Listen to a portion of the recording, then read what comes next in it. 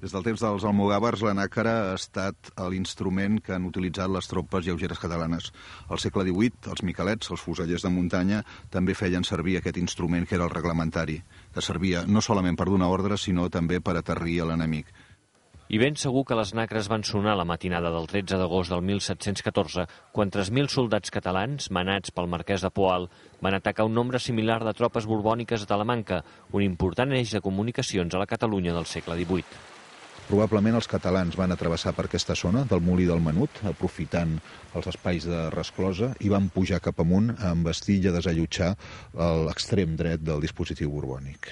Finalment, l'exèrcit borbònic va fugir per acabar sent derrotat l'endemà a prop de Sant Llorenç Savall. Una victòria catalana que, no obstant, no va servir per ajudar Barcelona ni canviar el resultat de la Guerra de Successió. Si al marquès de Poal li haguessin vingut les coses d'una altra manera, tal vegada hagués pogut incidir més contra el cordó de setge de Barcelona.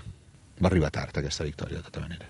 Un equip d'investigadors de la Universitat de Barcelona ha explorat la zona dels enfrontaments més violents a la recerca de rastres de la batalla. Es van trobar uns 300 objectes, bàsicament munició, botons i sivelles, que van ser rigorosament classificats i ubicats amb un GPS.